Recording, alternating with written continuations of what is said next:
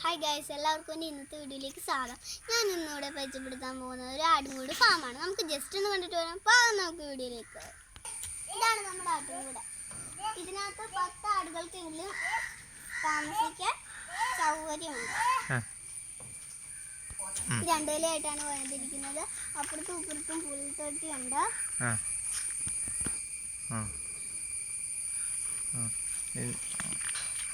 മറ്റു വിശേഷങ്ങളൊക്കെ പറയാൻ നമുക്ക് ഇക്കേണ്ടി വരും.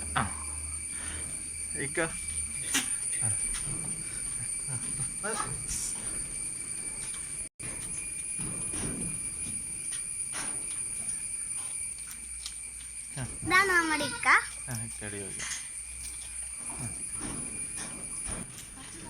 എൻ്റെ പേര് അജു എന്നാണ്.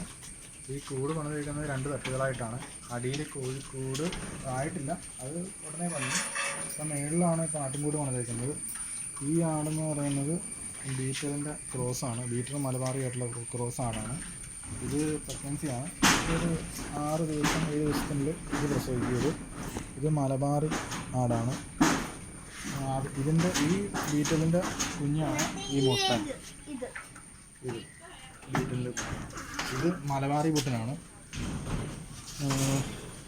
ഇത് പെണ്ണാട് മലബാറിയാണ്.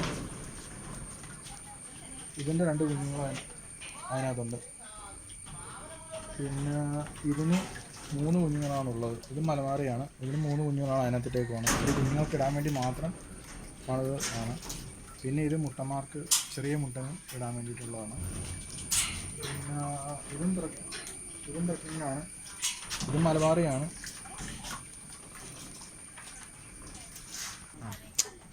നിന്നെ പറയിക്കാം. ഇത് ഇതിൻ്റെ കൂടിൻ്റെ ആടിന് തീറ്റ കൊടുക്കാനായിട്ട് 2 സൈഡുകളിലായിട്ടാണ് തീറ്റത്തൊട്ടി വെച്ചിരിക്കുന്നത്. ഇത് ആടുകൾക്ക് തിന്നാൻ എളുപ്പത്തിന് വേണ്ടിയിട്ടാണ് ഇങ്ങനെ ചെയ്തിരിക്കുന്നത്.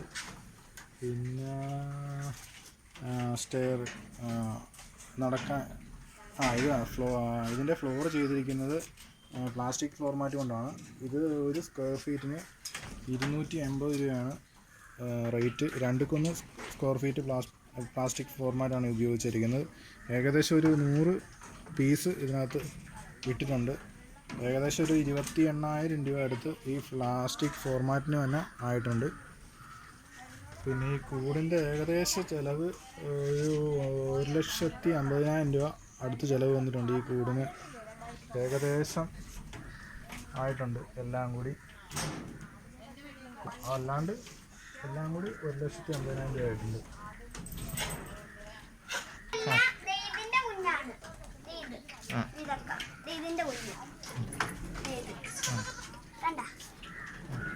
അതിൻ്റെ പേര് പറ. പേര് പറഞ്ഞു കൊടുത്തു.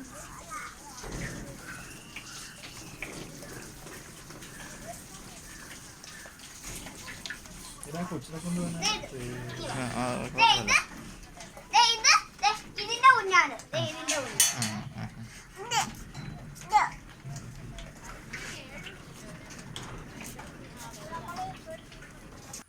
എല്ലാവർക്കും എൻ്റെ കൊച്ചു വീഡിയോ ഇഷ്ടമാണെന്ന് വിചാരിക്കുന്നു. ലൈക്ക് ചെയ്യുക, ഷെയർ ചെയ്യുക, സബ്സ്ക്രൈബ് ചെയ്യുക. അടുത്തുള്ള റെഡ് ബട്ടണിൽ ക്ലിക്ക് ചെയ്യുക. Bye bye.